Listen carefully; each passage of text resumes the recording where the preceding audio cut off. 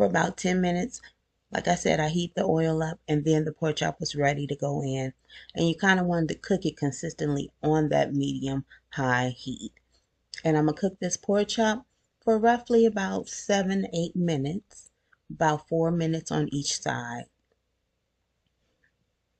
until it's completely done. And then I'll just take it out, put it on a baking rack and let some of that oil drain. And I'm going to do 2 of these so you can see the process.